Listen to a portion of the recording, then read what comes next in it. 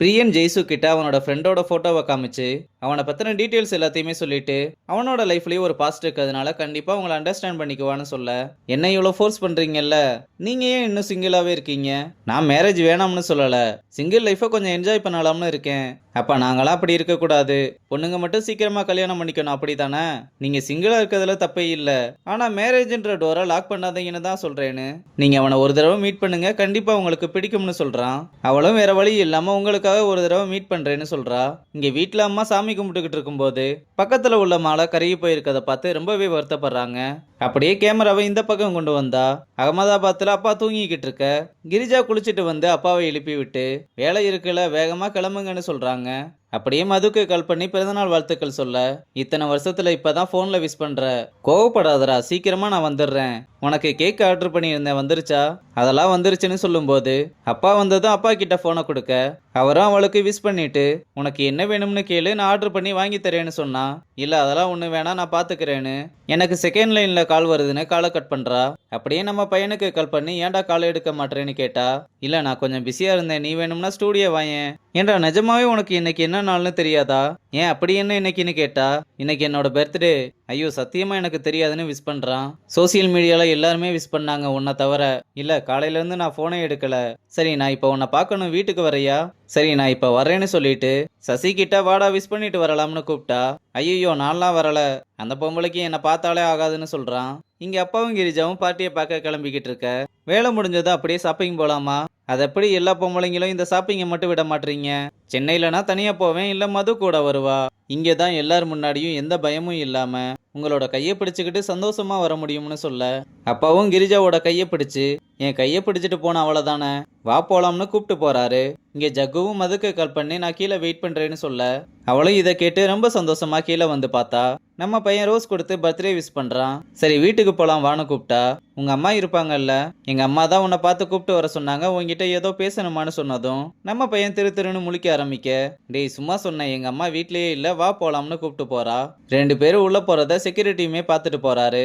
அப்புறம் வீட்டுக்குள்ள வந்ததும் பர்த்டே செலிப்ரேட் பண்ண வெளியே போலையான்னு கேட்டா, இல்ல ஃப்ரெண்ட்ஸ் எல்லாம் கூப்பிட்டாங்க, நான் கொஞ்சம் அப்செட்ல இருந்ததுனால போல, அதான் இப்ப நீ வந்துட்டேல செலிப்ரேட் பண்ணலாம்னு நான் போய் ட்ரெஸ் சேஞ்ச் பண்ணிட்டு வரேன்னு சொல்லிட்டு போனதும் நம்ம பையனும் ஸ்பை வேலையை ஆரம்பிச்சு ஒவ்வொரு இடமா தேட ஆரம்பிக்க, என்ன தேடி பார்த்தாலும் ஒண்ணுமே கிடைக்க மாட்டுது. அப்ப மதுவும் ட்ரெஸ் சேஞ்ச் பண்ணிட்டு வந்து எப்படி இருக்குன்னு கேட்க, ஜக்குவும் நல்லா இருக்குன்னு மண்டைய ஆட்டுறான். சரி வா கேக் வெட்டலாம்னு கேக்கை வெட்டி ரெண்டு பேருமே மாறி மாறி ஊட்டி விட்டுக்கிறாங்க. அப்ப ஏதோ கொரியர் வந்ததும் மதுவும் போய் வாங்கிட்டு வந்து ஓபன் பண்ணி பார்த்தா ஏதோ ஒரு கார்டு வந்திருக்கு போல. அதை ஜக்கு பார்த்ததுமே, இதுல உன்னோட இன்சில் தப்பா போட்டிருக்கு, எம்னு போட்டிருக்கு பாரு, அப்பா பேரு மோகன் கரெக்டா தானே இருக்கு, அன்னைக்கு ஃபங்க்ஷனுக்கு ஒருத்தர் வந்திருந்தாருல அவர் பேர் மோகனா? இல்ல அவரோட பேர் சண்முக சுந்தரம், அவர் என்னோட பயாலஜிக்கல் ஃபாதர் கிடையாது. அப்ப உங்க அப்பா என்ன பண்றாரு? அவர் ஜெயில இருக்காருன்னு சொன்னதும் நம்ம பையன் ஜெயிலையானு ஷாக் ஆகும்போது காலிங் பெல் சவுண்டு கேட்டதுமே உங்க அம்மா வந்துட்டாங்கன்னு நினைக்கிறேன்னு சொல்ல, இல்ல அவங்க அகமதாபாத் போயிருக்காங்கன்னு சொல்லிட்டு டோரை ஓபன் பண்ணி பார்த்தா வாட்ச்மேன் தான் வந்து ஜக்கு வழியிலேயே வண்டியை நிப்பாட்டிட்டு போனதுனால பைக் எடுத்து பார்க்கிங்ல விட சொல்றாரு. அப்புறம் மது வந்து ஜக்கு கிட்ட சொல்ல, அவனும் சரி நான் பார்க்கிங் பண்ணிட்டு வரேன்னு கீழே வர, அன்னைக்கு கிரிஜா மேடத்தை பார்க்க வந்த, இன்னொரு நாள் வக்கீலோட வந்த, இப்ப அந்த பொண்ணு கிட்ட பேசிக்கிட்டு இருக்க, யாருதான் நீ? நான் அவளோட ஃப்ரெண்டு, இன்னைக்கு அவளோட பர்த்டேன்றதுனால விஷ் பண்ணிட்டு போலாம்னு வந்தேன். சரி விஷ் பண்ணிட்டல, அப்படியே கிளம்பு, அப்பா அம்மா இல்லாத போது வந்துட்டு ஏதாவது ஒண்ணு கணக்கு ஒண்ணு ஆகி போச்சுன்னா என்ன பண்றதுன்னு கேட்கும்போது ஏதோ ஒரு லேடி வந்து என்ன பிரச்சனைன்னு கேட்க, ஒன்னும் இல்ல மேடம், கிரிஜா மேமோட கெஸ்ட் வழியிலேயே வண்டியை விட்டுட்டாரு, அதான் எடுத்துட்டு கிளம்ப சொல்றேன்னு சொல்றாரு. இங்க வீட்டுல மீராவும் அம்மாவும் எங்கேயோ போயிட்டு வர, இந்நேரத்துல அம்மாவை எங்க கூப்பிட்டு போயிட்டு வரேன்னு கேட்டா, அம்மா ஹாஸ்பிட்டல் போயிட்டு வரோம்னு சொன்னதுமே ரெண்டு பேருமே ரொம்ப பதட்டமா எந்திரிச்சு அம்மாவை உட்கார வச்சுட்டு, என்னாச்சு எதுக்கு ஹாஸ்பிட்டல் போனீங்கன்னு கேட்டா, அம்மாவுக்கு ரொம்ப தலைவலிக்குதுன்னு சொன்னாங்க, அதனாலதான். ஏண்டி எங்களுக்கு ஃபோன் பண்ணியிருக்கலாம்ல? ஏய் எனக்கு ஒன்றும் இல்லை, நல்லா தான் இருக்கேன், அதெல்லாம் ஒன்றும் இல்லைக்கா, சும்மா சொல்றாங்க, பிபி எல்லாம் எக்கு தப்பா ஏறி போயிருக்கு, ஏமா இதுக்கு தான் உன்னை கரெக்ட் டயத்துக்கு ரெஸ்ட் எடுக்க சொல்றோம். இதை பாரு, இந்த மாதிரி மறுபடியும் ஏதாவது ஆச்சுன்னா நீ ஃபர்ஸ்ட் எங்களுக்கு தான் கால் பண்ணணும்னு ஜெய்சு கடுப்பாக, சரிக்கா கண்டிப்பா கால் பண்றேன்னு மீரா சமாதானப்படுத்துறா. ஜெய்சுவும் அப்பா அகமதாபாத் போனதுக்கு அப்புறம் உனக்கு கால் பண்ணாரான்னு கேட்க, போனெல்லாம் பண்ணல, ஆனா வாய்ஸ் நோட் அனுப்பியிருக்காரு. ஏமா அவர் உனக்கு ஒரு ஃபோன் கூட பண்ண மாட்டாரா?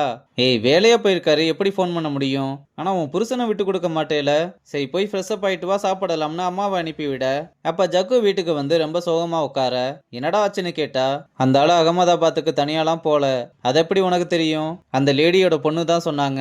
அந்த பொண்ணு உனக்கு எப்படி தெரியும்? என் ஃப்ரெண்டு மூலமா விசாரிச்சேன், அவங்க அம்மாவும் அகமதாபாத் தான் போயிருக்காங்க. இப்ப அப்பா அந்த லேடியோட தான் கன்ஃபார்மா இருக்காருன்னு சொல்ல, அம்மா இந்த பக்கத்துல இருந்து எந்த லேடி கூடன்னு கேட்டதும் நம்ம பசங்களாம் ரொம்பவே ஷாக் ஆகுறதோட இந்த எபிசோட முடிச்சிருக்காங்க. ஆனா எப்படி இந்த விஷயத்த அம்மாவுக்கு தெரிய விடாம சமாளிச்சிருவாங்கன்னு தான் நினைக்கிறேன். பார்க்கலாம்.